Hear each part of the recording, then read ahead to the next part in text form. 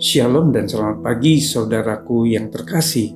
Kembali pagi ini kita mengucap syukur atas kebaikan dan penyertaan Tuhan yang sempurna di dalam hidup kita.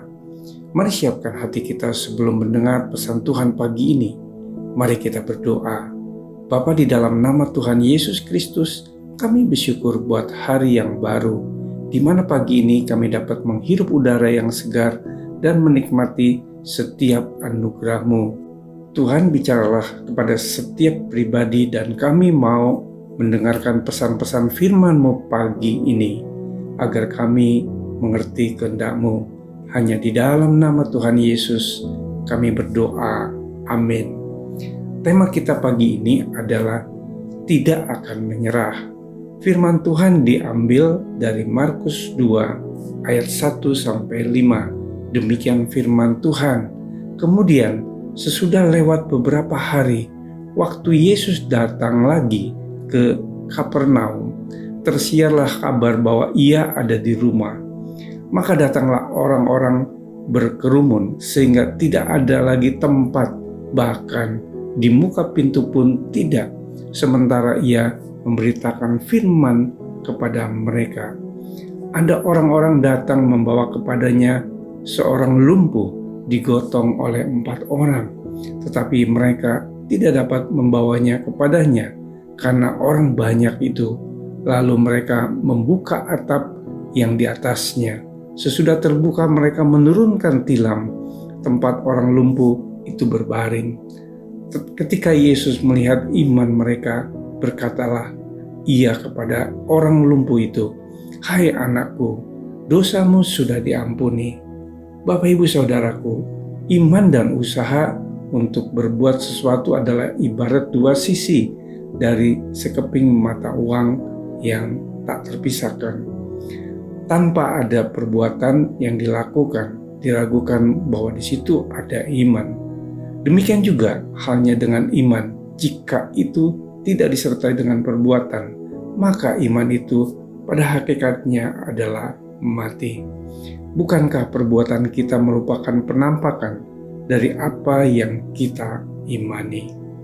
Saudaraku, sekumpulan orang yang beriman kepada Yesus menyaksikan bagaimana Yesus mengajar dengan kuasa dan mujizat, serta menyembuhkan orang sakit. Dan dari situ, hati mereka tergerak untuk menolong teman sekampung mereka yang sejak kecil lumpuh dan tersisih hidupnya. Mereka beriman Yesus mampu menyembuhkan, maka mereka tidak diam saja. Meski banyak rintangan, mungkin rumah si lumpuh jauh, mungkin tubuhnya berat. Ditambah lagi ketika sampai di tempat Yesus, ternyata rumah itu penuh sesak dan orang-orang tak mau memberi jalan. Namun sekali lagi, iman itu mereka wujudkan dengan usaha yang pantang menyerah. Mereka membuka atap rumah dengan penuh resiko. Iman yang besar kepada Tuhan Yesus memampukan mereka mengatasi segala hambatan. Ketika si lumpuh diturunkan, Yesus melihat iman mereka yang mau berusaha itu dan memberi kesembuhan.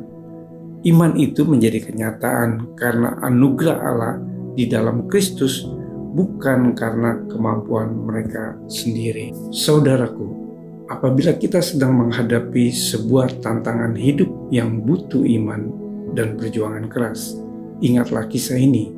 Teguhkanlah iman kita dengan memandang kebesaran Allah yang sanggup menolong sehingga menguatkan kita untuk berjuang pantang menyerah.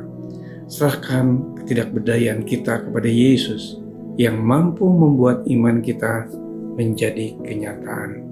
Mari kita bersatu dalam doa. Tuhan Yesus, terima kasih untuk renungan firman-Mu pada pagi ini. Kami mau memiliki iman yang teguh dan tetap percaya kepadamu. Tuhan, bimbinglah kami agar memiliki kesabaran, ketetapan hati, dan ketekunan untuk memegang janji-Mu, sehingga hidup kami memiliki pandangan yang benar dan tetap percaya kepadamu. Di dalam nama Tuhan Yesus kami berdoa. Haleluya. Amin. Selamat beraktivitas. Tuhan Yesus memberkati.